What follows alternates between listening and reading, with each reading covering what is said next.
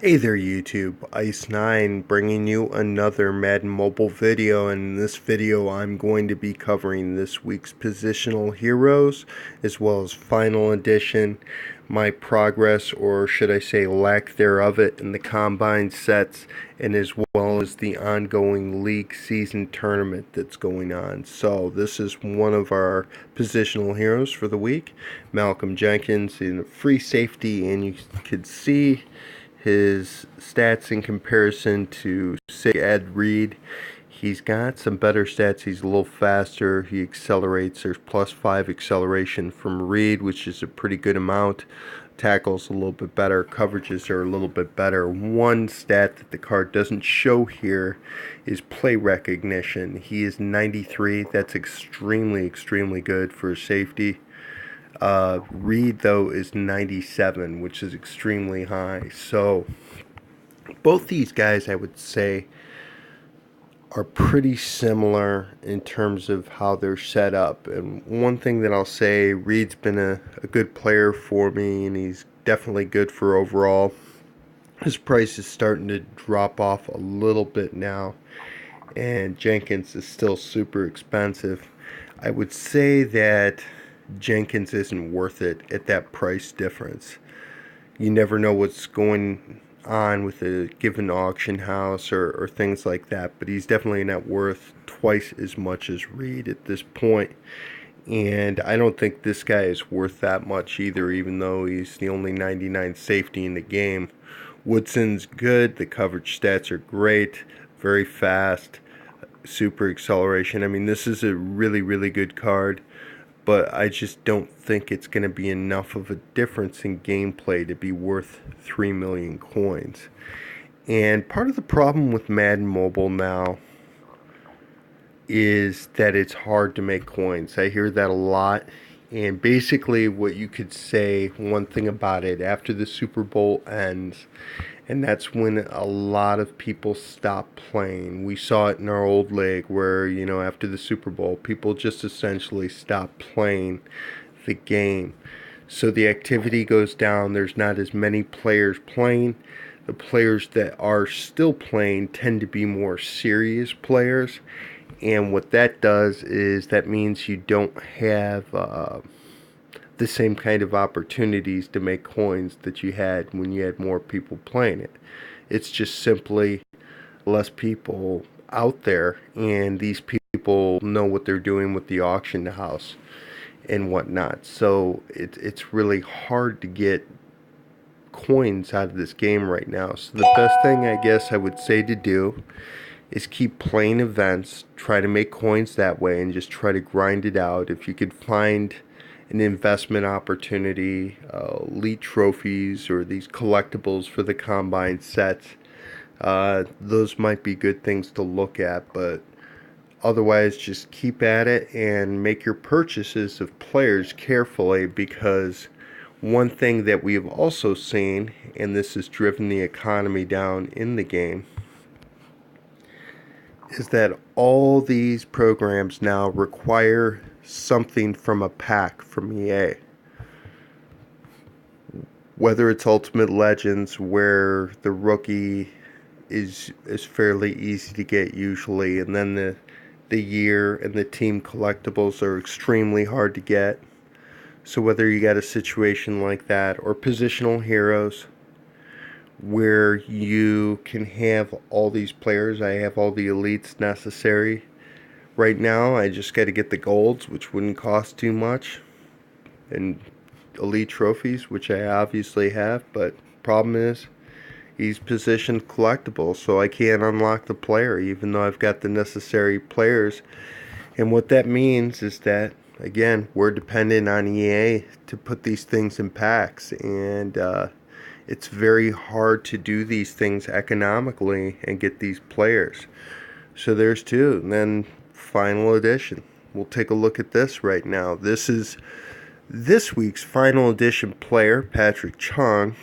And from what I've seen so far, I'm sure at the non-skilled positions, the line positions and whatnot, we'll see some good players. But the skilled position players I've seen so far have been completely underwhelming. So, and this is another underwhelming card. Not too fast with 92 speed, not too strong with 69 strength. Acceleration is good. That's one good stat on the card. The coverages are good. 90 zone is not bad. Play recognition is 87 on a 96 card. So this guy's 5'11", and I think for Patrick Chung fans, they're going to go out and get him, but there is nothing about this card that's outstanding at all as compared to a Sean Taylor or any of the other safeties that are on the market. Here, let's search for 96 safeties and above. You could try Merriweather and get a boost. Here's the Dawkins card, which continues to be expensive because the double boost, because there's not too many cards. There are no cards coming out with double boost. Sean Taylor has been a mainstay for a lot of people. Here he is going for $325,000. This, I would say right now, that's a better player than Chung. He's bigger, faster, hits harder. Ronnie Lott, don't see a lot of people using this card. But still not a bad choice. Coverages are better. Will hit harder, stronger. The Atwater card. More expensive, but a better card. So Chung just, this card just doesn't really do much. And it's kind of like, if Positional Heroes is going to be a program that's not going to be quite as good as Ultimate Legends, then Final Edition seems like at this point it's going to be even a step down from that at this point. So it's just a step down. And then in terms of how good the player is, and then the other thing about it is here's everything we need to get this set. You could get the collectibles from the live event. Those are not too difficult to get. But guess where you have to get these guys from? Packs. So they want you to get packs and do all this and get all these elites just to get this kind of mediocre center. Or safety, rather. So it doesn't make any sense whatsoever to do that final edition set. Last week's player, Gilmore, was actually pretty good. Play recognition wasn't great, but really fast card. So this wasn't a bad card. But this week, it's just looking like, okay, this is going to be a third tier type of player, and it's still not going to be easy to get. Now, moving on to my progress with the Combine set. And as you can see, I have nothing but the Elite trophies. I've heard more feedback on CJ2K, and I think if you are really good with your controls and you can control this guy in terms of his speed and acceleration, you're going to be able to do pretty well with him. I'm less and less excited about the event, though, because as everybody who's trying to get the Combine players realizes, the rookie cards are the impossible thing to get here. You can have all these collectibles you want, and I've got a lot of them. I've got a lot of collectibles. I got the wonderful vertical jump collectibles, but I don't have the rookie card for Robert Griffin. He only comes in packs, and his price is extremely expensive. So because it comes from packs, it just keeps the cost up there, and I've tried to make some money off of the set, but other than that, it's just Combine's totally been something I'm not interested in. One change that I did make actually to my team, I take that back. There's one Combine player. I ended up getting Poe for $1.2 million just to get the strength boost on my team. And the reason I did this, I already have a lot of strength boosts on my team, but his stats are really, really good. 98 block shed, 88 play recognition, fast, good, really good acceleration at 98. Good tackle number. So this is a good solid player with a boost. This is somebody I could potentially play for the rest of the year with a boost. And one of the things as better and better players come out, some of these boosters are going to start dropping off of my team, and some of the guys like Ramon Foster, as a better guard comes out, somebody who's faster is going to be able to do a better job. I'm going to be taking him out of the lineup. At some point, I'm going to be taking game changer Kelsey out of the lineup. So as these guys drop off, we need replacements for their boosts. And so if we could get a boost and get a great overall player, Poet at 98, then we're setting ourselves up for months and months and months, basically. So I figured that Poe's price wasn't going to go down given the fact that he was only available for limited time in packs. So I made the decision to go ahead and replace Wilfork with him and get the boost. So that was one. And some of the combine players here, let's take a look and see what they're going for real quick. And here, I'll do it this way because I want to look up Kyle Long and kind of see in comparison to now Hutchinson. And there's only a couple Kyle Longs out there, and they've always been about 3 million coins. The boost is good. His stats are not overwhelming, though, so it looks like this is going to be a card that's going to come and go for me, and I'm going to take a pass on.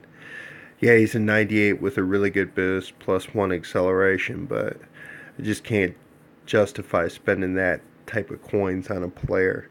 Not too many Hutchinsons out there we could see, and it looks like price is kind of stabilized on that at 2.6 million. I would have thought this guy'd be down to less than 2 million by now, but there's just not many out there, and I think that people are realizing that even the legendary packs, that they're just not as excited about them because how hard it is to unlock these ultimate legends. So a little bit of complaining about EA there just in terms of the way they're doing the sets and whatnot, but it really is, I mean, when all the events and all of the programs going on require something that you get from packs, it's extremely rare. It just, we could see with positional heroes. I mean, positional heroes, in my opinion, it's just a huge mistake what they did with the position collectibles. I understand why they did it. It's called greed. They want people to buy packs and get those collectibles, but really what it's done is it's slowed down the whole economy, because now people who were making money flipping elites off of positional heroes last year can't do it. It's driving the price of elites down, keeping the prices of elites down. There's not as much moving the market, and a lot of people are less and less willing to go through packs and rip through packs and try to get lucky to get these rookies or whatever that all these sets require, where you have to buy packs. People are just not doing it. A lot of us just have really good teams at this point, and to make these small kind of upgrades, it doesn't make any sense to go through and just, you know, spend real money or spend all kinds of coins getting some of these players. It just doesn't make any sense at all, given that the upgrade that you see is going to be pretty small about it. It's pretty small in general. So that is that. And in our current tournament, in the league season tournament, we're doing okay. We've got max participation at 72. We would like that number of points over 500. We did lose our last game, and these guys could beat us right now with their last 2 drives. If they take them and they both put up 24, they're going to win. But we're 4-2, so we're not doing too badly. And if we look at the leaderboards now, we are seeing some changes. Roast Toast is gone. It was posted on Reddit a few days ago that EA dropped the hammer on him, and they either reset them or they banned the league. I'm not sure which. I think they just reset their stats and are making them start all over, which is a beautiful thing. Apparently, what was happening and why the points totals were the way they were is a lot of these leagues apparently were either paying the other league to, take safeties or basically lose, paying them to throw the game, to throw their matches. And they were also going up against teams where they were basically alts of their own teams, basically. So that was one of the theories at any rate. I have seen reports that they are basically buying off other teams and getting them to, basically throw the game, is what they were doing. So that's why the points for and against were so extremely difficult. We still see some evidence that has gone on, and EA has not cleaned it all up yet. Here's Dream Team Cartel, which was a top 100 league, and their point ratio is about 5-1. There is, which is just doesn't happen normally. I mean, one of the things that we have seen with this too is that there's no way these guys are going up against inactive leagues. They match you pretty evenly with a league that has about your rating. So that being the case, you're not playing some inactive league where 3 guys are playing. It's just not happening. So these points total, that's not happening normally. I could tell you that for a fact. It's not all Madden. So there's no way that is happening normally with Dream Team Cartel. So hopefully they take them down. And Sunday Funday here with the 2-1 ratio. That's even really too high. I mean, and this is not just because our ratio is only about 1-1. We're only, winning by 400 points. It's not because of that. It's just because it's impossible playing leagues that are 6-0 to give up that few points. Here's another one, The Chosen. 931, so that's about what, a 4-1 ratio? Yeah, that doesn't happen normally. I guarantee you that. Here's another one, Schwabville, with, what is that, a 7-1 ratio? Yeah, that looks normal, right? I mean, it's just one of those things. So hopefully EA cleans it up. It's disappointing. I mean, there's no doubt. I mean, when you play a game and you enjoy playing the game and you're trying to get better at it, and then you look at the top 100 leaderboards all year, and then you realize that these are teams that are force closing, using airplane mode, using point hacks, using things to slow down gameplay, backing out of drives when they see that they're countered, and all the things that these leagues do. It really does make it not as attractive in terms of from a competitive standpoint of looking at these things. But what can we do? That's what we got to deal with, and we just try to play and compete. So at any rate, that's my video for the day. Covered everything that I wanted to. If you guys have any questions, need anything, let me know. Again, a shout out to Papa Raider, Ryan, and Aiden Sapphire. They have videos as well. Our league, which is Mobile Madness, we are up to 29 members. We are looking to fill the league up. Be aware we are in tournaments that only can play 24 players. So be aware of that. You may not start if you come on to our team. Right now, the league requirements are 1 million fans and an overall of 95. So that is what we are set up to right now. You could always message myself on KIK. That is Ice the number 9 Vonnegut, and get a hold of me there as well if you want to talk and see about coming into our league. So thanks for watching.